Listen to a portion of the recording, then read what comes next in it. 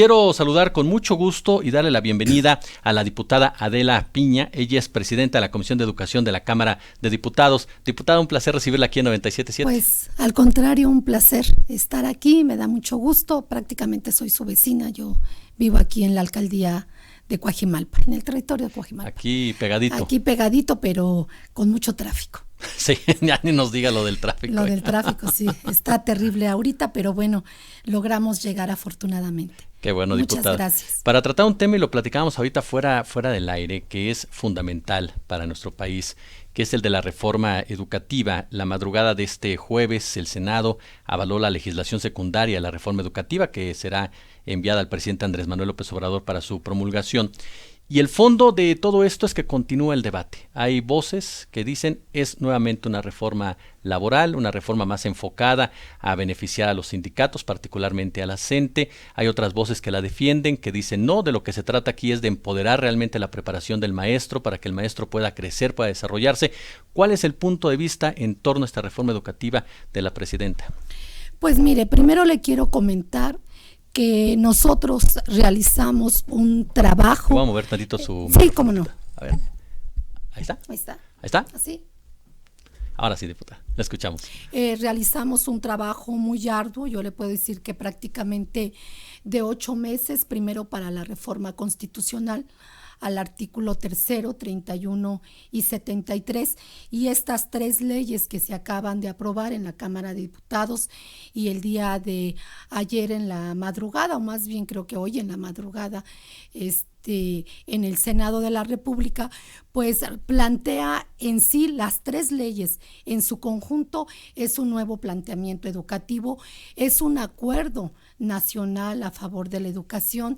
Eso lo estuvimos nosotros viendo desde un principio, cuando el que hoy es secretario de Educación Pública, Esteban Moctezuma, llevó a cabo foros regionales en todo el país, en las 32 entidades federativas, recibiendo propuestas de todos los actores de la educación, principalmente de los maestros, de las maestras, de los alumnos, padres de familia, especialistas, académicos, y nosotros en la Cámara de Diputados también realizamos un ejercicio de parlamento abierto.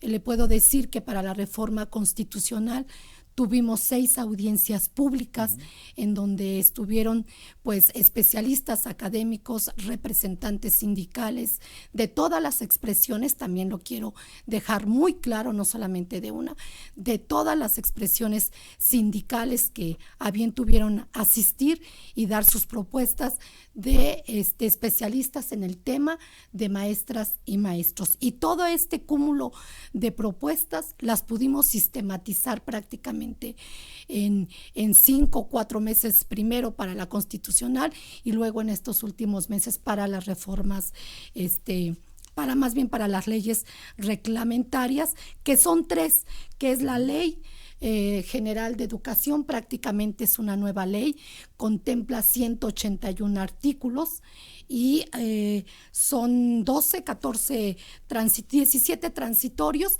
la ley para el sistema de la carrera de las maestras y de los maestros, y la ley que reglamenta al artículo 3º en materia de mejora continua de la educación. Este es el proyecto. Aquí lo que yo observo nada más es que se ha centrado toda la discusión en el asunto de los maestros y en el asunto de asignación de plazas, y se deja a un lado de verdad la riqueza que contempla, por ejemplo, la Ley General de Educación. Primero, porque establece en ella el derecho a la educación. La educación como un derecho, no como un privilegio.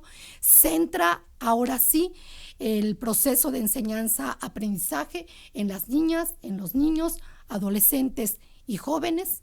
Se habla de la revalorización del magisterio también, efectivamente, y se habla de la incorporación de una serie de criterios y de indicadores o elementos para un nuevo mexicano, mexicano que nosotros queremos que egrese de la educación desde inicial hasta educación superior. un mexicano con amor a la patria, sí, un mexicano con amor al medio ambiente, un mexicano solidario, un mexicano humanista, un mexicano con pensamiento crítico que le ayude precisamente a entender el contexto en el que vive para transformarlo. Se habla de la dignidad humana, en ese sentido tenemos nosotros que llevar a cabo la educación en el respeto irrestricto a la unidad, a la dignidad de las personas, en derechos humanos, con orientación, con perspectiva de género, igualdad sustantiva. Son temas de los que nunca se dice nada, ¿no? De lo que está en la Ley General de Educación pareciera que no existe. Esta educación indígena, que es volver a colocar a este sector tan importante de nuestro México, a la educación indígena en el justo nivel que tiene, tan importante para las comunidades rurales, indígenas. Se habla de educación humana, se habla del fortalecimiento de la ciencia, de la tecnología, de la innovación, y algo que a nuestros opositores les molestó mucho, y esto me refiero al artículo 3º, cuando hablábamos de que se tiene que volver a retomar las materias como historia, civismo, sí, cultura de la paz, porque generalmente se había centrado el proceso de enseñanza-aprendizaje en la lectoescritura y en la lógica matemática. Me refiero a educación básica. Sí, así es. Y se fueron dejando materias tan importantes porque la historia nos da identidad. Y eso se fue eliminando, materias como la filosofía, que la volvemos a retomar para educación media superior. Que forman parte de una formación integral, que ¿no? forman parte de lo que queremos. Una formación integral en donde las niñas, los niños, adolescentes, jóvenes desarrollen todas sus capacidades cognitivas, pero también físicas, emocionales y de toda índole, que esa es la parte de la integralidad de la educación. Ahora, diputada, ¿cuáles son las grandes diferencias con la reforma de Enrique Peña Nieto? Hay puntos en los que se parecen, hay puntos que son totalmente diferentes. Una de las principales vertientes del discurso que ustedes manejaron tanto en campaña del presidente de la República como el partido Morena fue ni una sola coma se va a quedar. ¿Cuáles son las diferencias sustanciales, claves en la reforma de Peña Nieto con la reforma actual? Pues mire, primero creo que fue la manera en que nosotros hicimos la construcción de estas leyes. Primero porque la reforma del 2013 llegó un 12 de diciembre también a la Cámara de Diputados y se aprobó en menos de 10 días.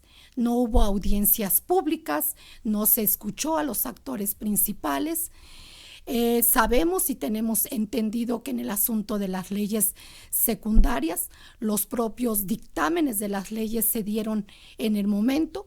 El presidente de aquel entonces de la Comisión de Educación, que era del Partido de la Revolución Democrática, había trabajado dictámenes con sus miembros de la comisión, y en ese momento llegaron los miembros del PRI y expusieron otros dictámenes, y en molestia de esto el presidente se retiró y aprobaron esos dictámenes que llevaba la bancada priista. La manera en que se hizo en aquel entonces fue a espaldas del Magisterio Nacional, que creo que si no son los únicos, sí son una parte del eje vertebral del sistema educativo nacional, y creo que en este sentido nosotros actuamos de manera distinta. Le comentaba porque se hicieron foros regionales, porque en la Cámara de Diputados hicimos 10 audiencias públicas y fueron escuchados entre las 10 audiencias un poquito más de 400 personas presencialmente hablando, y tenemos más de 3,500 propuestas que nos hicieron llegar en un micrositio de la Cámara de Diputados. Es decir, nosotros estuvimos todo el tiempo al pendiente de quien quería ingresar a la Cámara de Diputados ingresara, nos diera su propuesta, Yo personalmente, lo puedo decir con mucha responsabilidad, recibí alrededor de 239 organizaciones magisteriales, padres de familia, organizaciones civiles. Se escucharon todas las voces. Y eso nos da una diferencia sustancial porque aquella reforma las aprobaron en el centro Banamex, las aprobaron con vallas alrededor, sí, lo recuerdo bien. las aprobaron con Policía Federal. Bueno, esta la reprobaron también, diputada, con bloqueos de la CENTE, ¿eh? Y ahorita no, yo creo que es distinto. Le voy a decir por qué. Bueno, terminando esto, y nosotros sí hubo un bloqueo en 2 ocasiones por parte de la Coordinadora Nacional Trabajadores Algunos de la diputados Educación. consideraron que fue un secuestro incluso, ¿no? Y pues sí, lo manejan así. La situación es que nosotros sí abrimos la puerta.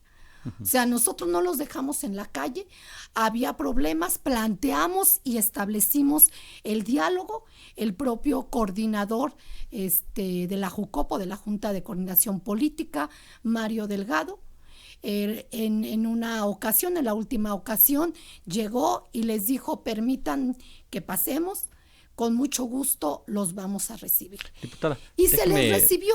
Déjeme cuestionarlo sobre ese sentido, porque es uno de los puntos, como ya lo mencionamos al principio, que son álgidos. El tema laboral. La CENTE abiertamente dijo: yo quiero plazas, quiero control de estas plazas.